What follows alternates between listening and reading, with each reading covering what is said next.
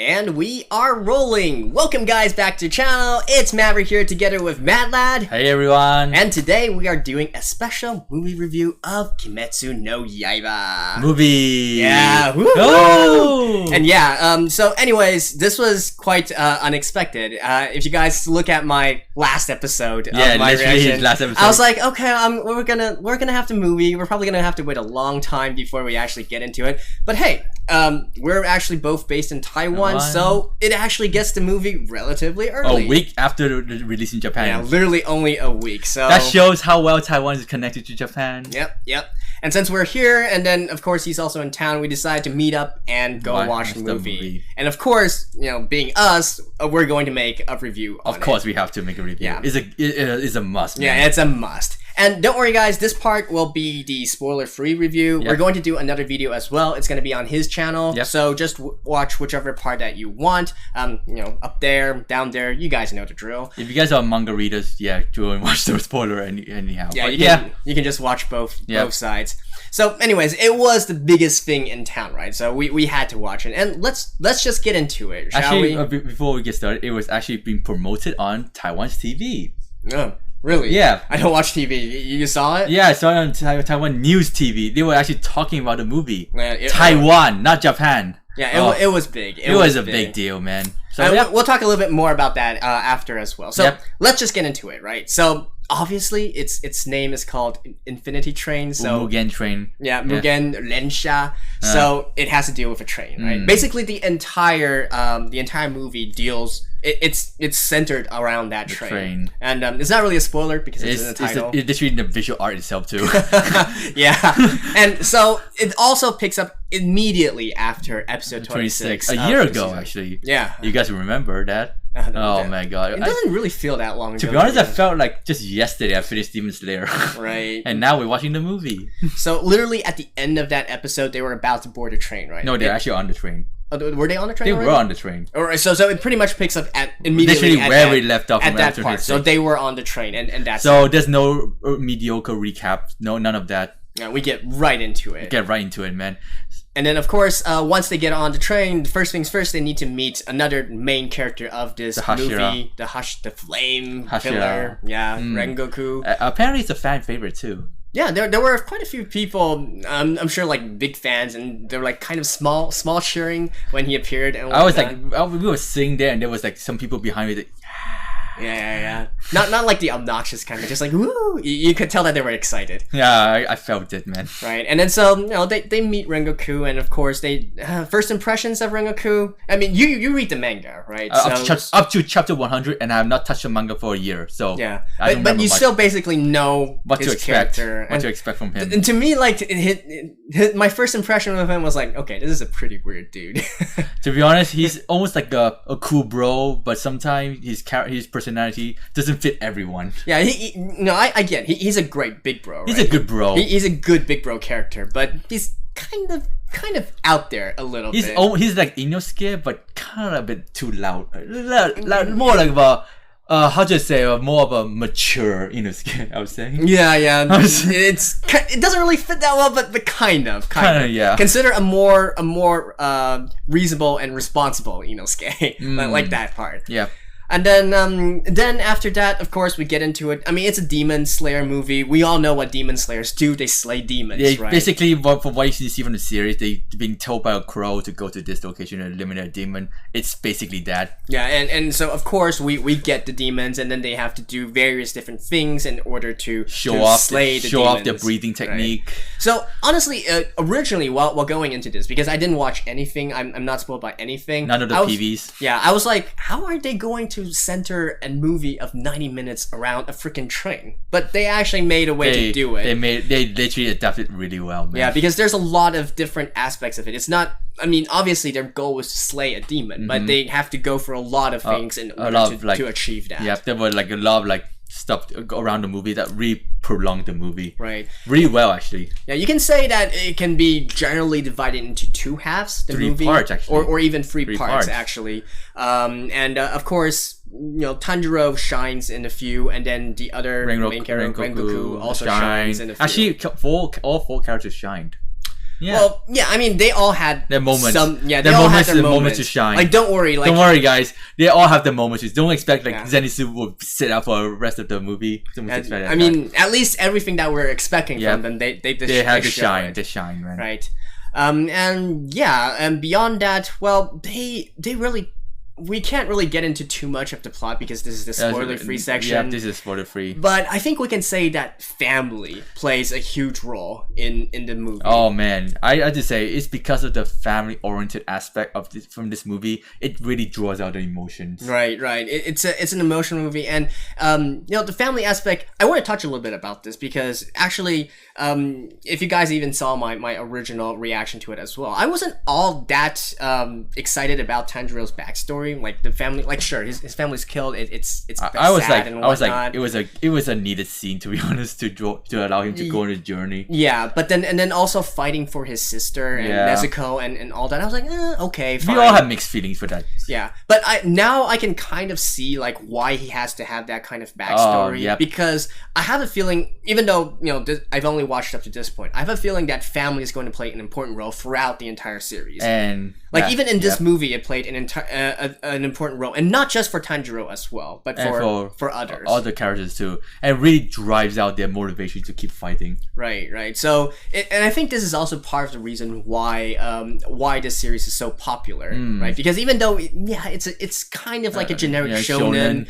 but still because of these sort of family values that it's promoting, it's something that's very relatable to everyone. Give them a heartwarming feeling, and allow parents and kids to enjoy together. Kids watch this movie too. Yeah, and just a quick fun fact for you guys is R17. It's not R17. It's not, dude. Miami list. Not R17. Miami list literally says R17. I was like, how? Yeah, it's not R17. No, come on. There's some blood, but not that much. Bad. I mean, come on. Kids are watching. 10 years old watching it. 8 years old watching it. And there was actually a couple of 5 years old watching it from people tweeting on Twitter. I was like, 5 years old?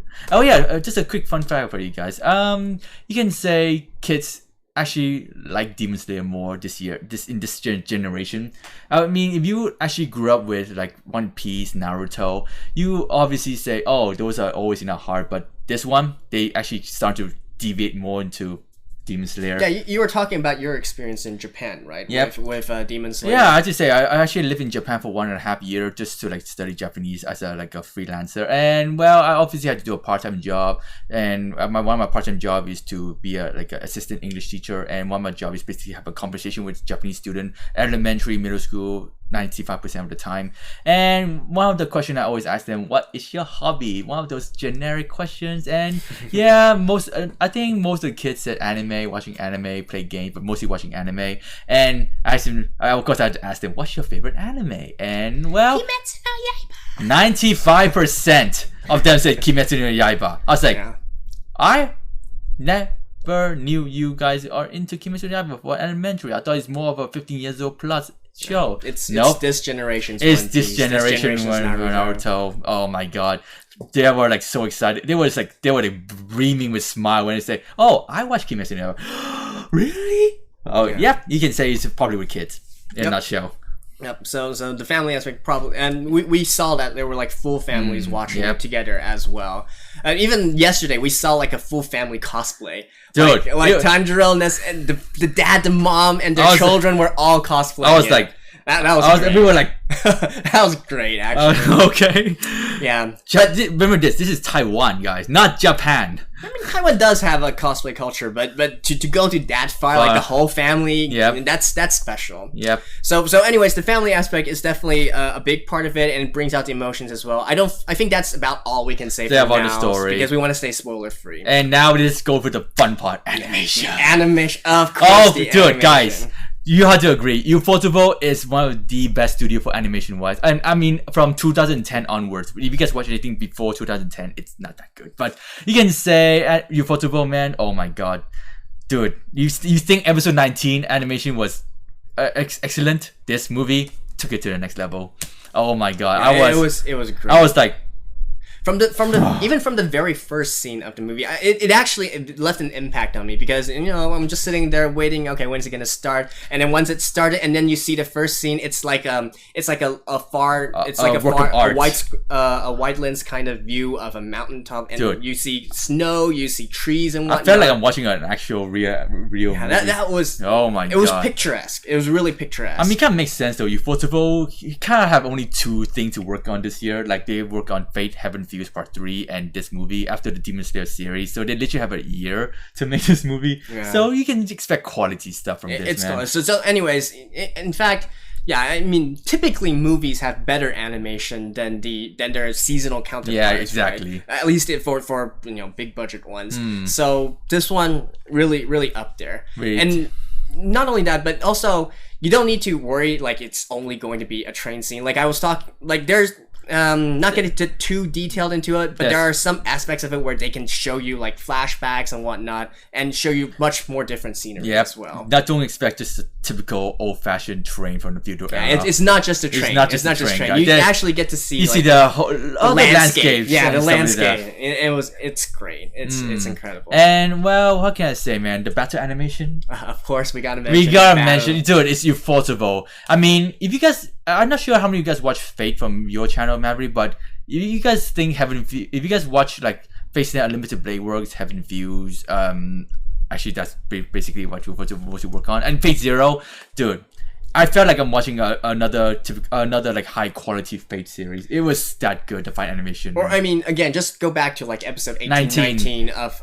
the series, and it's basically like that, but all the time. Because not only for that specific moment, but for all the battles, it displayed that same quality of animation. Oh my god, this is why Ufotable is my A-rank studio, man. So all the things like the water breathing styles, and then the beast breathing styles, and of course Zenitsu, like my favorite ability. That lightning strike. Oh my god. I felt like that was actual lightning. Yeah. And then of course we gotta talk about Rengoku as well. Oh my god, dude. The fire technique he used is just wow. I mean, fire by essence, fire is more explosive. Yeah, right? It's very nice on the visuals and whatnot, and it absolutely nailed it. After the effect of the technique was even better. Trust me when we say that. Like we just felt like, this is a work of art, man. Yeah, it's a work of art, really. And although there's a bit of problem with CGI though, they used a little bit of CGI. Well, the train's not bad. The train is good. But there was. Yeah, the tentacles. That tentacle. Kind of a small spoiler, but there was some tentacles in the series, and it's not overused. It looks crap. It looks like crap. It looks like slime, to be honest. But well, I mean, if you guys don't really mind some minor problems, it just a little bit. It doesn't, all the actual battle scenes and whatnot. It still uses the same kind of effects that we enjoy back from the original series. So don't worry about that. Don't worry. And although I have to say that if you just think of the episode 5 when Tanjiro go for the trial and face up against that demon, the multiple hands one, just think of something like that. Yeah, it's passable. It's passable. Yeah, it's passable. It's passable, man. Although, before we finish up with the animation, what do you think of the reaction faces design? The faces. You specifically like Nezuko. Dude, right? Nezuko. Oh my god, dude, her reaction face is like, oh, dude, it's just like so funny, man. They kept it kind of the same from the series, although they did add a bit of extra moment from Nezuko face reaction in this movie, but that's all I can say about it. And of course, all the rest, like the dot eyes, that kind of thing. Those kind of things. It's good, man. It's good. And then, of course, I think what else? In terms of the facial animations, you always have those like bulging vines, right? The blood vines. Yeah. When they're oh my god. Yeah. Dude. Of course, you can see those as well, Yeah. and their eyes as well. I love the eyes. I love the ways that the eyes are animated. Okay, and that's all we can say about the animation. And now move on to our favorite part, voice acting. The voice acting, the sound. The sound. His favorite, my favorite too. Let's go with the top-notch voice acting by Hanai. Oh my god. So the voice actor of Tanjiro, just perfect. Dude, I'm not sure how much you guys know, but Hanai actually won the Seiyu Award last year. Yeah, that speaks volume already. And of course, you can say Hanai after this movie, he literally, I think he had a broken voice.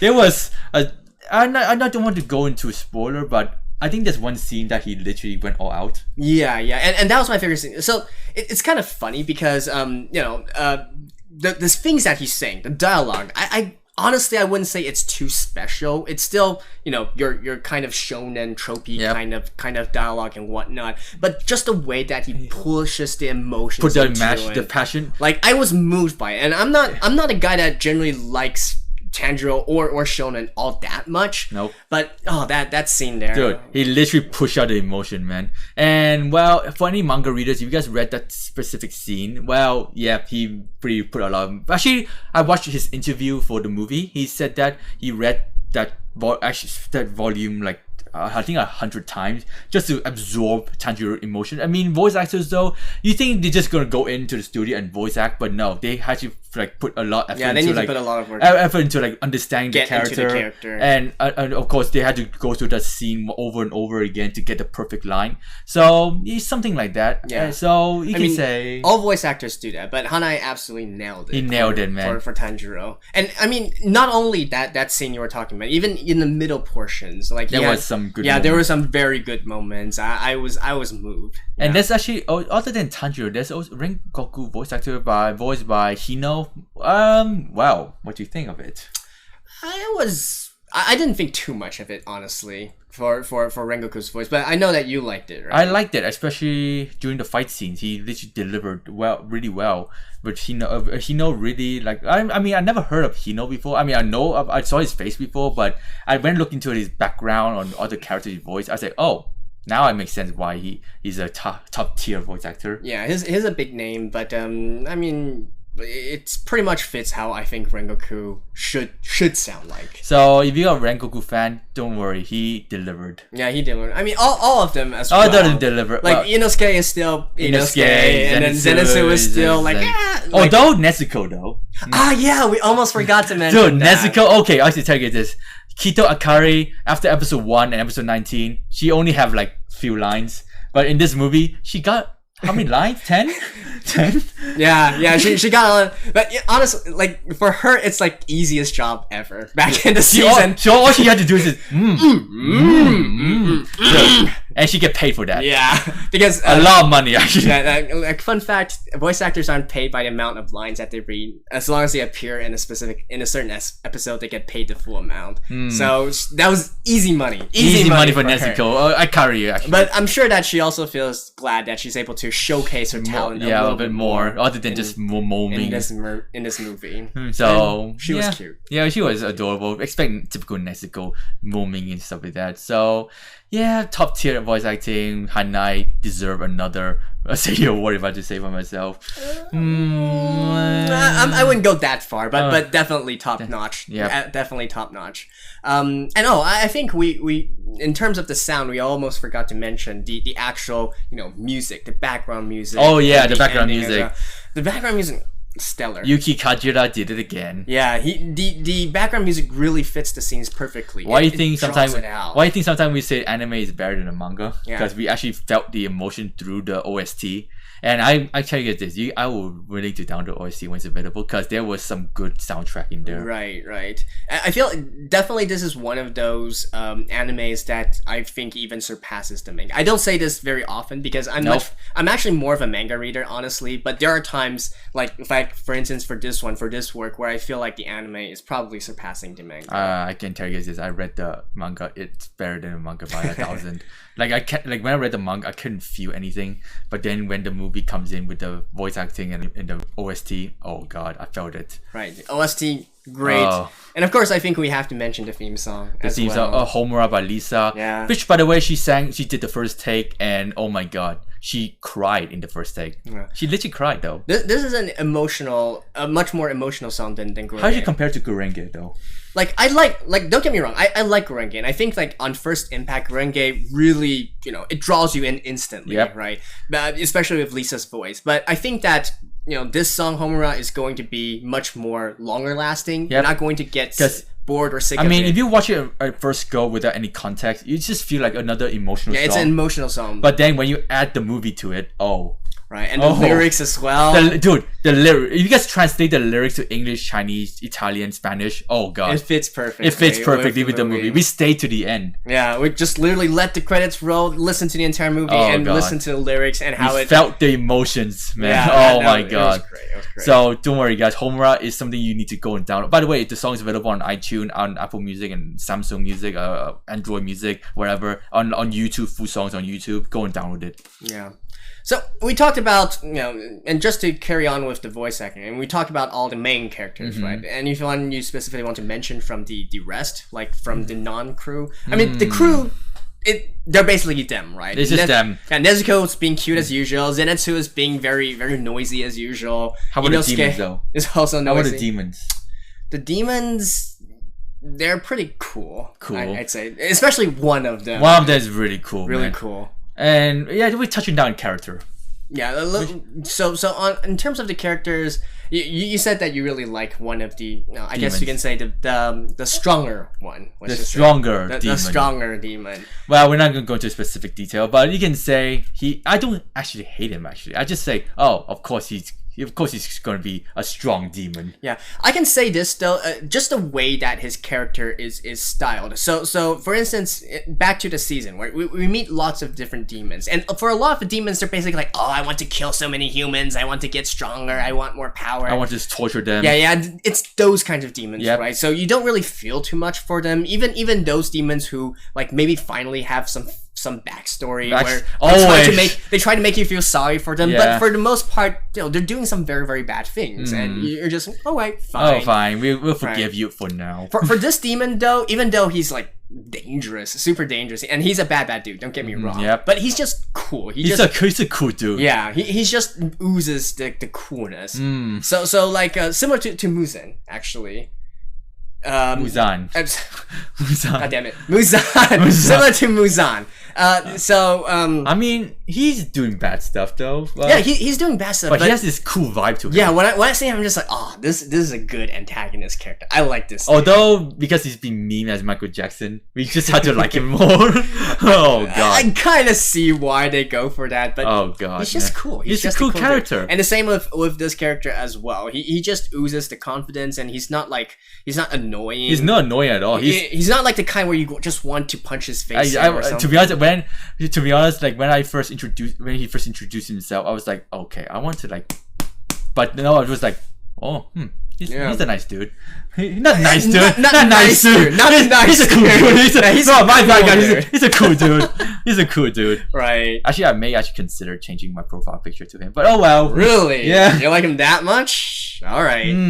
We'll get into that in my video. Right. And there's also some other characters which we can't really get into without spoiling some other things. But basically the demons are also, I always say this in my videos as well, good antagonist characters really elevates the story. So I think that can count as a pretty good I think Demon Slayer has some good antagonist character, but kind of well written. Yeah. Yeah. Right, and I think that's pretty much all that we can say about the actual movie itself. So any more of that is just spoiler territory. Yeah, let's talk a little bit more, right? Because at the beginning we mentioned how hyped this movie is, and like in Japan, literally it's the fastest to 10 million yen. Yes, to selling 10 million. It beat the likes of Frozen 2 and Your Name, the overrated Your Name. Yeah. So yeah, right. And by the way, so overrated, it's kind of an unpopular opinion, but when we say overrated, it's not that we don't like it. I mean, I liked it. I liked Your Name. I liked it. It's just the hype level of it was a little bit too much. To be but honest. it's kind of similar in the same way that for Your Name, I can like okay, so this is the best way for me to put the hype level in terms of perspective. Like I have lots of friends who don't watch anime, right? Nope. Lots of colleagues as well who don't really watch anime that much. They're all saying that they're going to watch Demon Slayer. I was like, really? Oh, yeah, and they're going to watch Demon Slayer. I was like, wow, this is actually something that a lot of people do, and even from people that don't really watch anime all that and much. To make it even more surprising, when I went to a night market with my dad back in my hometown, you can say Demon Slayer was so big that there's some small shops selling Demon Slayer stickers, merch. Obviously, as a Demon Slayer fan myself, I have to, without a doubt, go to the store and just see what to buy. And then my dad just followed me because he was curious why I just deviate away from him. And he followed me and then he said, oh, you watch Demon Slayer? I said, yeah. you know Demon Slayer? I was like, yeah. His dad doesn't watch anime. My dad doesn't watch anime. He does not watch anime. I say with a full heart, he does not watch anime, but he watched Demon Slayer. I was like, Dad, you know Demon Slayer? Yeah, I watched all 26 episodes. And this is when you know a series has really made it big, when it transcends just anime lovers into like. My dad watches Demon Slayer. That says a lot. Yeah. A lot. So you can say he's pretty much hyped. So it's very, very hyped. And again, I was quite surprised actually, because something like Your Name, which is more dealing with love and drama and that kind, it's kind of universal, right? So it's and not to mention it's a standalone movie. So of course I could say, okay, it's fine. Some people might want to, even those that don't usually watch anime, they would go watch it. Unless you're a fan of his work. But Demon Slayer though. Again, I think this ties back into what we were talking about, the family aspect of it. So it's really it's universal. You don't need to like be specifically like a shonen lover or anything. Nope. Just the family aspect of it Just go and watch is it. universal, and it's good enough that even everyone most can people enjoy watch it. Yeah. Everyone can enjoy. Even if you hate shonen show, you gotta liked it. Yep. So the hype level was definitely there. Actually, do you think it met it? I think it met it. It really met it because it really tackles everything that we like about a good movie. Yeah. And of course, you can say me personally, yes, it reached 10 million yen. I mean, obviously, it hasn't like hit the top 100 yet. But if I really be very greedy with my thought process right now, I just say I wish Demon Slayer could be like a top 50 in the world movie, be top 50 in the world, because like it kind of showed that anime made it. If an anime movie somehow reached top 50 in the world for the amount of sales, then I say Demon Slayer made it. Yeah, but it still has Your Name to beat in terms of total box office. No, they had to beat Spirited Away. Yeah, and of course also all the Miyazaki works. Miyazaki work is a bit too overrated to me, but yeah, you can say. Wow! Yeah. Wow! Yeah, I said it, guys. Okay. I am not going there. I am not going there. Okay, let's move on. Let's move on. I'm not going there. Okay. And so yeah, we both feel that it definitely met the hype level. And we enjoyed it a lot, right? Yeah. When it really didn't feel. The time flows very like I lost a sense of time. Yeah, we lost this. Like it seemed like there was a lot into it. It didn't seem only 90 minutes. It was packed. But and we're not saying this in a bad way. Like it was packed to the brim, and we were still wanting more, right? But I think it ended on a part that was, it had to end there. Yeah, it had to end there. It had to end there. Right. So yeah, that's pretty much. So really enjoyed it. I think it met the hype. How would you rate it? Yeah, rate it overall. Obviously, I have my fan rating and critical rating. If the fan rating and critical rating have the same score, that shows that I really love the movie. So actually, come to think of it, both of them have got 10 out of 10. 10 out of 10. Yeah. Now, we were actually discussing this on the way back, and he asked me, and I was like, I have to maybe say 10 out of 10 as well. And I generally don't give out this to many movies. You should check out his Miami list. Yeah, in my Miami list, there's a specific few series which I consider a masterpiece. I really look at it. It says masterpiece, right? So 10 out of 10. And I'm not really that big of a shonen guy, and I don't even like the main character that much, but honestly, this really, it just touches on all the aspects. It touches it really well. It's a really complete work, and who knows, maybe further on down the line, once I settle down a little bit more, maybe I will remove one point. But at this point right now, 9. I have to say, even thinking critically, I have to say it's more near 10 than it is to 9. Yeah. So I mean, what more can you want, right? It's got the animation, it's got the sound, and the voice acting, the storyline, the lovable characters. Yeah, it's got it all. A well-written villain too. Yeah, so well, yeah. They really did well, Demon Slayer. I mean, Ufotable, they pick a right project to have. Yeah. They really picked the right project. And absolutely, we both feel that there's going to be a second season. It's a given anyway. Right. And yes, you guys are asking for any people that never watched the series and come across this movie because after all the hype and ask us, do we need to watch the movie? Do you need to watch the series before the movie? Yes. There's a lot of part that you can't. There is a lot of chemistry between the members that you need to understand from the series. Right. And trust me, you need to watch the series to understand, because there was some callback too, some scenes from the series too. So, well, for any first timer that came across this movie, yes, you have to go and watch the series. Yeah, but absolutely, if you already watched the series and you like it, you have to watch it. Because if the season 2 comes out, it literally carries onwards from where the movie left off. I mean, not even that. That's one thing. But that's I mean, one thing, to be honest. As a fan of anime, as a watcher of anime, you should watch it because it's that good. So yeah, that's basically. Yeah, so basically, watch it. And for those of you who can't watch it until like further on down the line, well, sorry, but still go watch it. Apparently, in America, they're gonna release it around like January, February. It's not that far. It's not that far off. Yeah, but still, absolutely go watch it. Yep. And then once again, so this is only the non-spoiler section. So we're going to be doing another video up there, down there. Click on it if you want to get spoiled, or if you already read the manga, or after you watch the movie, right? Yep. So just go to that. It'll always be on YouTube. Don't worry, guys. So, anyways, I think that's about it. Anything else to that? Well, I think that's it. Anyways, in conclusion, a great movie. Go watch it. That's it. And, that's basically it for now. See you guys, and thank you.